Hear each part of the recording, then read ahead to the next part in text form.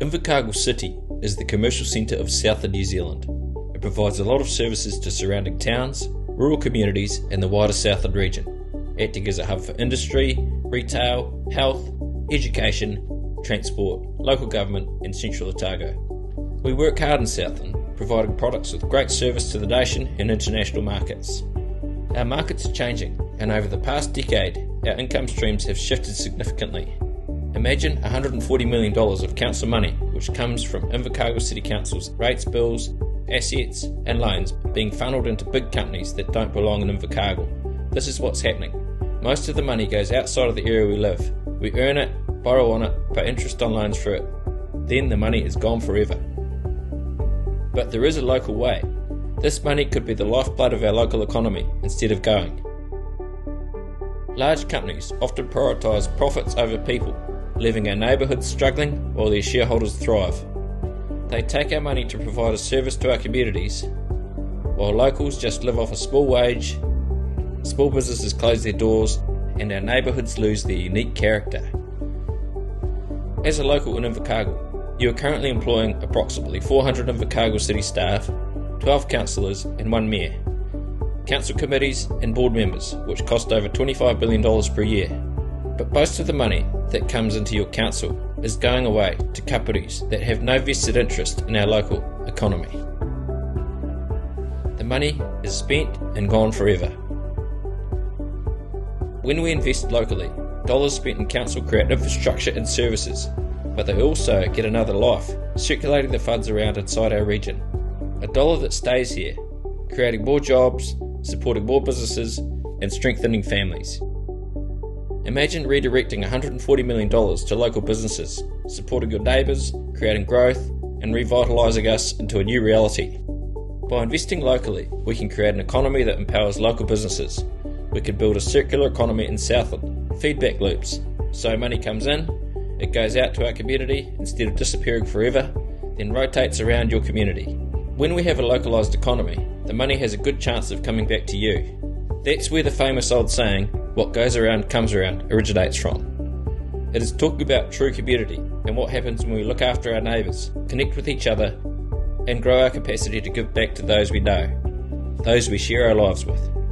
Circular economies can give back to you after you have given, because there is local flow.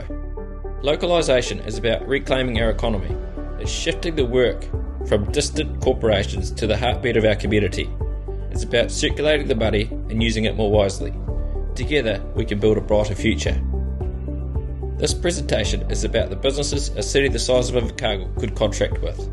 We draw 2 pictures of how money is used. In Model 1, a picture of the current model, we involve big businesses and the money is gone forever. In Model 2, we show what can happen when we think local, develop businesses that belong here, and share the money around our homeland. There is a more wise and diligent way forward, a better way of managing local resources. Invercargill serves a population of around 51,000 people, with a further 7,000 surrounding the Invercargill city boundary. There are about 23,500 households. In Invercargill, a significant level of borrowing is tied to capital projects or infrastructure. Currently, we are sending rates incomes, local council asset incomes and council loan money outside of Southland. It goes in, we borrow it, we work hard, we pay our bills, and then the money is gone forever. This video illustrates how a city the size of Invercargill allocates its council income and borrowings to various activities and services that support the community and build infrastructure. But Model 1 shows that we are not using our money wisely, because once the money is spent, it is not able to be circulated again. Invercargill City service expenditures include 1. Roads and transport, maintenance, upgrades and new infrastructure for roads, footpaths and transport. 2. Water and wastewater services, providing and maintaining water supply, sewage and stormwater systems. 3. Solid waste management, waste collection, recycling and landfill services. 4. Community services, libraries, parks, recreation facilities, events and community development programs. 5. Urban planning and development, building consents, environmental management and city planning. 6. Public safety, emergency services, civil defence and regulatory activities. 7. Economic development, Initiatives to support local businesses and economic growth. 8. Debt repayments. Servicing borrowings used for large projects or infrastructure. In Invercargill, extra development capital has been used recently on pipelines, housing units, Anderson Park, house restoration, the museum facility, upgrades to council flats, Don and Esk Street upgrades, and an island for the tuataras.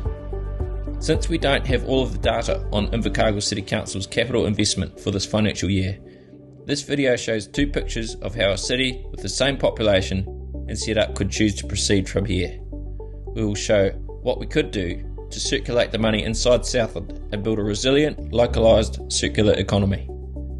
Model 1. We could repeat the current way and spiral down, focusing on employing international corporations, large contracted companies that do not belong in Southland, spending billions of dollars on external consultants and legal advisors. Or we could go for Model 2, develop a localised and enterprising circular economy. In a localised economy, businesses develop to a new level where they can manage the small city. In Model 1, we show how big business is currently working in Southland. Big budgets going to a small amount of large, nationally or internationally owned companies. These companies have huge operations, large annual incomes, and big thinking.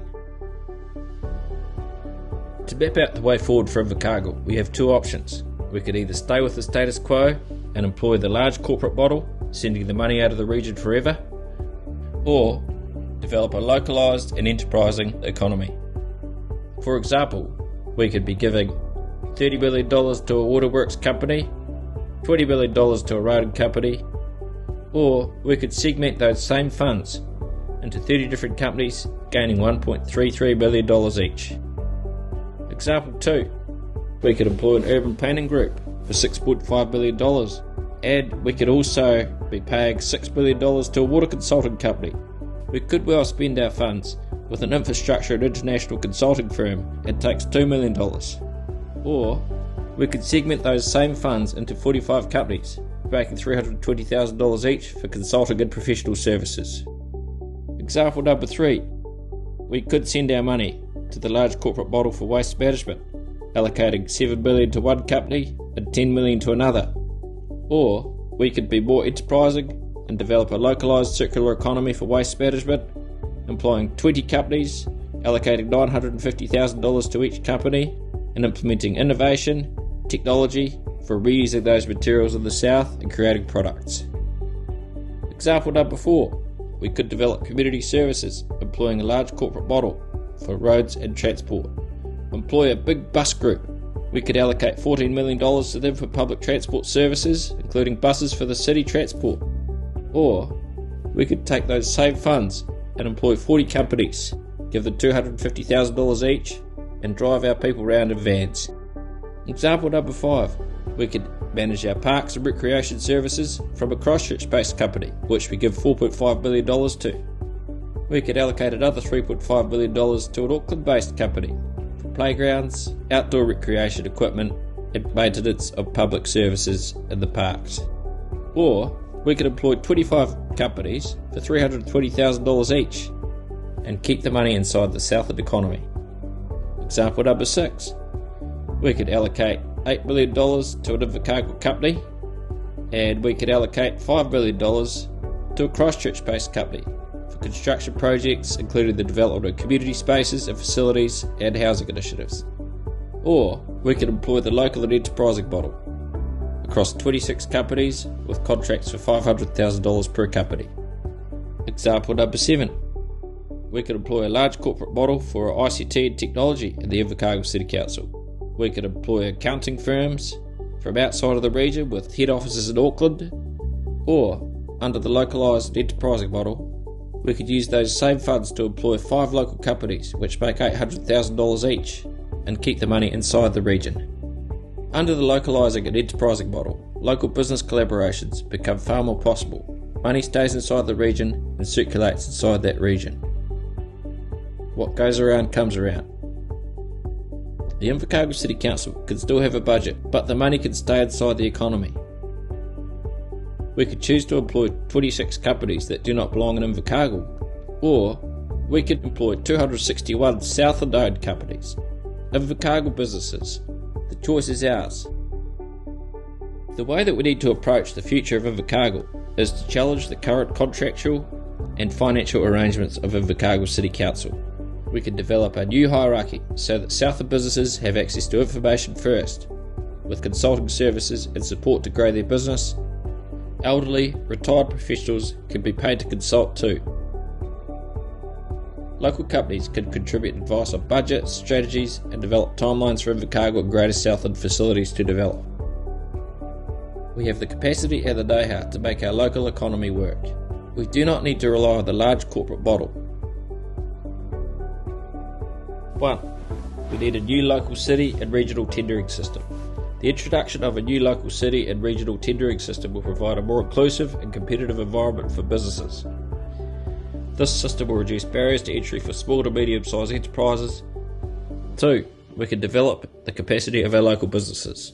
To enable local businesses to successfully take over contract work from previous service providers, capacity building initiatives are essential. This includes offering training and access to resources to help businesses meet the necessary standards and scale up their operations. 3. Non-regulatory council services need to be improved. Council workers can upskill in providing services to play a crucial role in supporting the integration of small to medium-sized enterprises. By removing the red tape and providing educational services, advisory services and ongoing opportunities, the local government will empower small to medium-sized enterprises to navigate through the complexities of the law. Localising services and supporting enterprise development will enhance our city and region, helping to build a resilient, thriving, energised, self-sustaining local southern New Zealand economy.